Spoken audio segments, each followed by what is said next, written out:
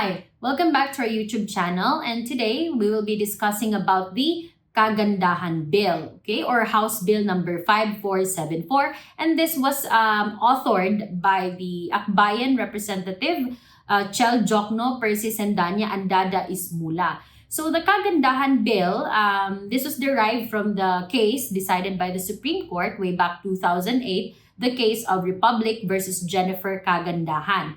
So this bill, it seeks to amend Republic Acts number 9048 and 1017-2 to authorize the civil registrar and the municipal civil registrar to correct the entries in the birth certificate of intersex person to reflect their name as well as their true gender, okay? So when we say intersex person, ito yung mga taong may medical condition na kung saan dalawa ang kanilang kasarian, no? Ang gender nila is male and female. So it's a medical condition. So mas kilala ito sa term na hermaphrodite, okay? So the case of Jennifer Kagandahan, she was born female in 1981. While growing up, based dito sa decision ng Supreme Court, while growing up, she developed a secondary male characteristics and was diagnosed to have a condition of congenital adrenal hyperplasia. So, which is a condition where a person thus afflicted has or possess both the male and the female reproductive organs or the male and female genitals. So, dalawa ang kasarian or ang ari ni Jennifer Kagandahan, male and female. Pero nang lumalaki si Jennifer Kagandahan, it was discovered that she has small ovaries, and at the age of 13, it was revealed that her ovarian structures had minimized, she stopped growing, and she has no breast or menstrual development. And that, while growing up, her interest and appearances as well as her mind and emotion become a male person. So thus, she prayed for the court to grant her request to change her name from Jennifer to Jeff and her gender from female to male. Kasi nga, mas nangingibabaw yung pagiging lalaki niya. So take note, si Jennifer Kagandahan, he was medically diagnosed to have a congenital adrenal hyperplasia. So may medical condition siya. So nung tumakbo yung kaso na umabot sa Korte Suprema, ang sinabi ng Supreme Court na when a person is biologically or medically intersex, meaning dalawa ang kanyang ari, babae at lalaki, the gender classification is what that person think of himself. Okay? So kung ano sa tingin niya ang kanyang kasarian. Okay? So, sa kaso ni Jennifer Kagandahan, while lumalaki siya, mas nangingibabaw yung male characteristics niya.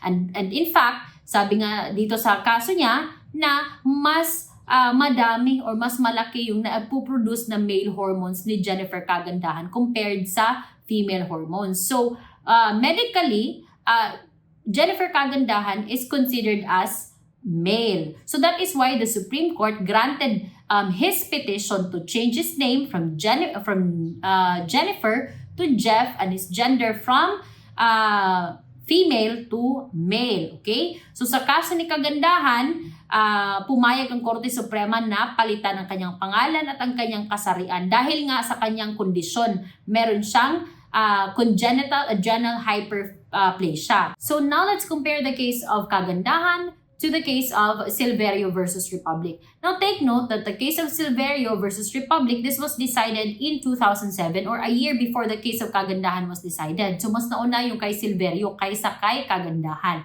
So yung kaso ni Silverio, the petitioner, Romel Silverio, he was born male but he underwent a sex reassignment or a change sex, And then after he underwent that surgery, he filed a petition to have his name from Romel to change to Melly and his gender from male to female. Now, the court denied his petition, and the ruling of the Supreme Court was that sex reassignment is not one of the grounds allowed by the law to warrant the change of a person's name as well as the change of a person's gender. So you see the difference between the Silverio case and the Kagandahan case. Yung kay Silverio, he purposely and underwent sex reassignment, and then after that, he filed a petition to have his name and his gender changed, no? Because of reassignment. So in fact, I saw a post online. It was about Jake Zyrus, no, or formerly known as Charis Pimpenko.